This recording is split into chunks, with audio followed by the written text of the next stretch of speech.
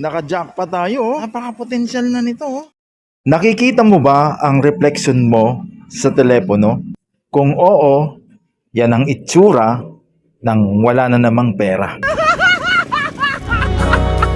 Balikan man ang hirap, luha. Lahat, ito ang paborito kong desisyon at dito naman tayo napadpad sa San Mateo na river, no? Ayan, oh. At dyan natin susubukan kung meron tayong makikitang bonsai material. Pagkapaligiran ng ingay at ng gulo. Oo, di ko pagpapalit ngiti mo sa mundo. Na-eksaktuhan natin na matraffic ngayon dito. Ayan, oh.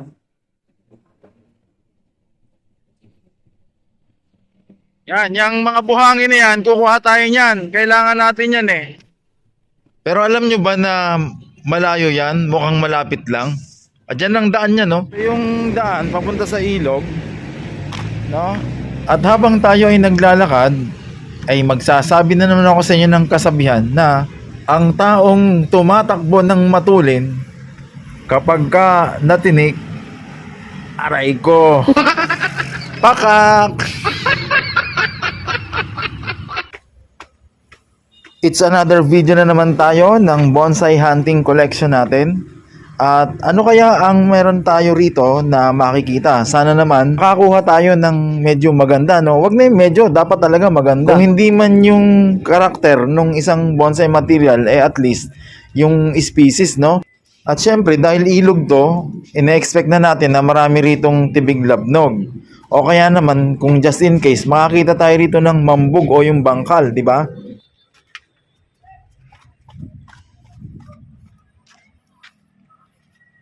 O ngayon, ano nang gagawin natin dito?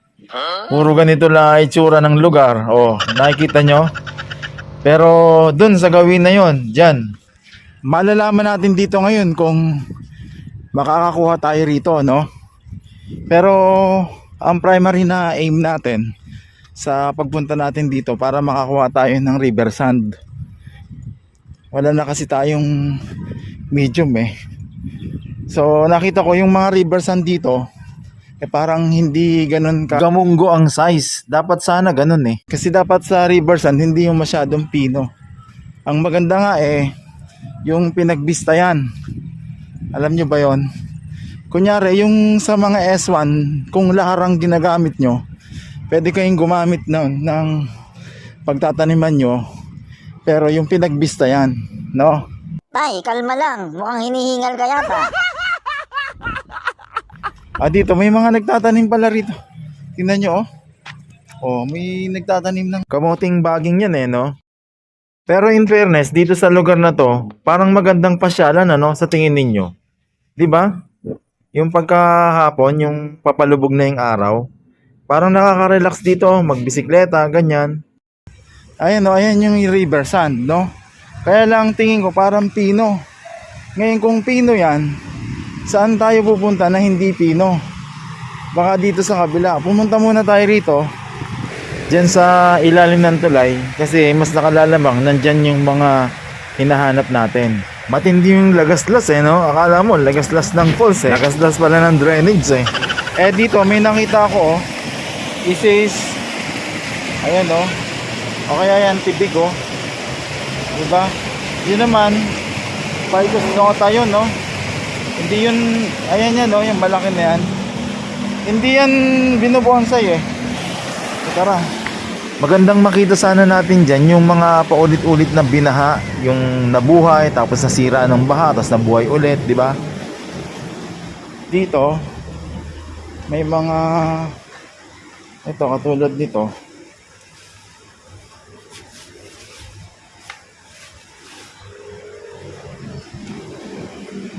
Tibig labnog yon. Marami talaga dito tibig labnog. Ito mga Ficus septica ito. Ayan. Ayan.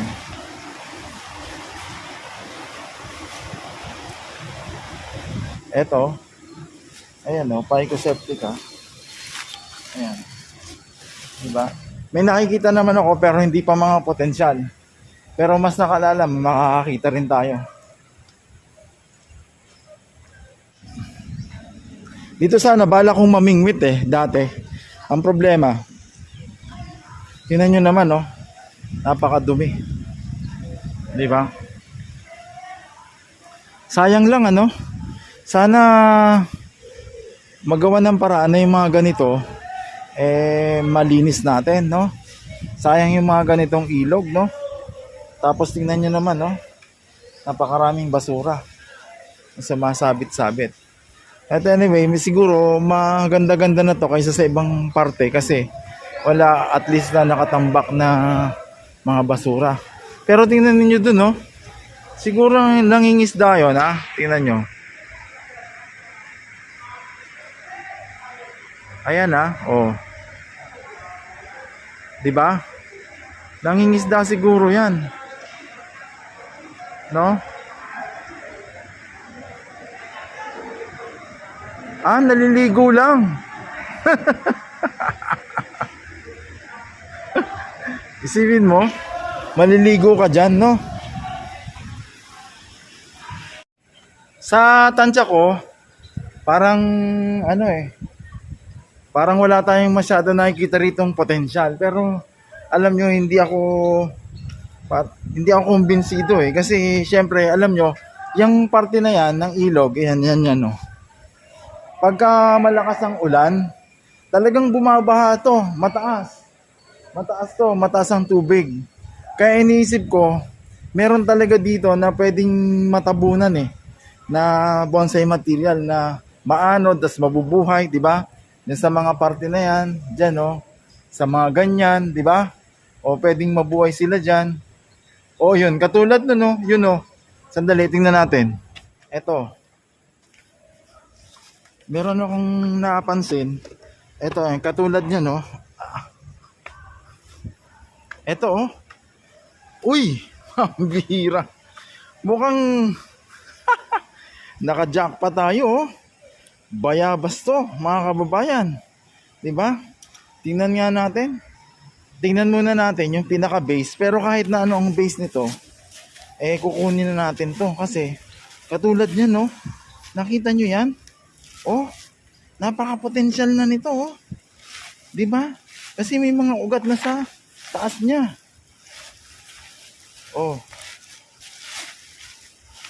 Mga basura. 'Di ba? Napakatibay nito. Ang masasabi ko ay napakatibay talaga ng bayabas, Nakita naman ninyo yung mga sumabit dyan na mga basura, iba't iba. Ayan, may sakulin pa. Tingnan nyo, ang ganda ng base, At ang maganda rito, pwede pa natin tong hati-hatiin, Kasi meron na siyang mga ugat sa taas na parte. 'Di ba? Ayan, Yan, kunin natin yan. Buti na lang at umayon sa atin ng kapalaran, At nakakita tayo rito ng bayabas.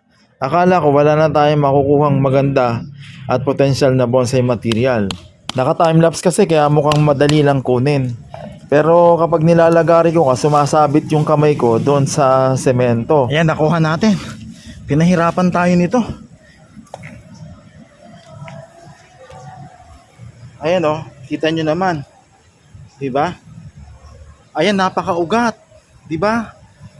Itong bayabas, ang target ko ngayon na maparami. Makagawa tayo ng maraming bonsai nito. Kasi nakita ko talagang maganda. Matindi yun. Pinahirapan tayo nun masyado, At hindi yun, May bonus pa. Ito, alam nyo, yung pandakaki, 'di ba? Ito, hindi naman ako laging kumukuha nito. Yung last time, 2 puno lang yung kinuha ko. Ito, kukunin natin kasi tingnan nyo naman. Diba? Ang ganda, maganda yan. Kukunin natin, tingnan nyo, Bali, naiipit pala to sa bato. Ayan, Diba? Madali nang kunin. Ayun, ayun yung pinakaugat. Dati sinubukan ko na kumuha ng materyales na ganito, pandakake. Pero hindi ko nakitaan ng potensyal Pero ngayon, siguro baka dahil sa mali yung mga nakukuha ko at mali yung proseso. Kaya subukan ulit natin. Ayan oh. 'Di ba? Ganda oh. Maganda. Oh. Ang tanda na, 'di ba? Tara, dito na tayo dadaan para wag na tayong umakyat doon. Oo. Yeah. Kaso ang problema natin, kung ang buhangin dito ay pino. Yun lang. Ang daming janitor fish oh. Yan pala yung mabaho. Puro janitor fish. Ang baho mga kababayan. Ayan no. Tapos dito, titingnan natin. Parang kasya ba tayo rito? Ano tayo tatawid dyan? Ayun eh oh. Yung daanan sa buhangin. Eto. Eto pwede tayo dito. Ayan. Napakadumi oh. Kapag siseryosohin mo yung mga ganitong senaryo, mapapaisip ka na lang kung ano kaya ang sitwasyon nito sa mas kinabukasan pa natin, no? Kasi tingnan mo naman kung ngayon pa lang ganyan na ang sitwasyon niyan. Paano na kaya sa hinaharap, 'di ba? Baka mga robot nang lalangoy diyan. Sayang yung mga ganito natin, no? Mga ilog. Dito may mga bato rin pala, oh. No. Ayan, no. Pwedeng pagkapitan. Problema natin, ito yatang buhangin. Ito yung buhangin oh. Masyadong pino yata. Ito, hahanap tayo ng medyo hindi pino. Pagka kasi pinong-pino yan, ang mangyayari niyan sa bagay, kaso pag dinidilig kasi yan, tapos pag natutuyo, tumitigas. Ang ano na lang siguro niyan, haluan na lang siguro ng ipa. Ito, tingnan nyo. Oh. Pino 'Di ba? Napaka-pino. Yan ang problema natin kapag nasa urban tayo no? Yung mga medium natin na kailangan, wala tayo. So, ang mangyayari nito, pag uubrahin natin to, dito siguro itong parte na to. Ito. Pasang konti. Ito siguro. Itong parte na to, kung ano lang kaya natin. Nag-decide na lang kumuha ng buhangin dito na pagtatanman para doon sa mga nakuha nating bonsai material na bayabas at saka yung pandakake. Sayang na sayang kasi yung bayabas kapag hindi natin yun nabigyan ng magandang medium, no? Dati ko pa iniisip na rito, mangisda, no? Kaya lang, buti na lang hindi ko talaga tinutuloy yung mamimingwit. Kasi wala wala kang mahuhuli rito. Ang marami rito, puro janitor fish. Tapos napakadumi. Ayan no. Nakikita nyo yan? Ay, may gumagalaw oh. Wala, nakakalungkot no. Pero mas masaya kung magpa-follow ka at magsusubscribe. Pero alam nyo, kidding aside, talagang nakakalungkot yung tungkol dun sa mga kalikasan natin, ano. Balikan natin tong bayabas na nakuha natin. Nakakatuwa kasi nakakuha tayo. Tsaka hindi ko na yun masyadong ginalaw. Yung mga ugat, iningatan ko. Ang pinutol ko lang yung mga nasa upper part para bigyang daan natin yung mga panibagong shoots. Gaya ng sampalok, ang bayabas habang patanda ng patanda, palaki ng palaki, pahirap ng pahirap itong buhayin. Kaya sa experience ko, napakabihira akong makabuhay. Pero yung mga ngayon, yung mga nakuha ko dati na nasa video, nabuhay naman. Ito naman yung pandaka. Goods naman to at ang bala ko rito gawing cascade kapag nabuhay. Matured din naman na yung puno. So sa hunting natin ngayon, sa vlog natin, maganda naman naging resulta. At maraming salamat sa inyo, walang sawa kayong nanonood.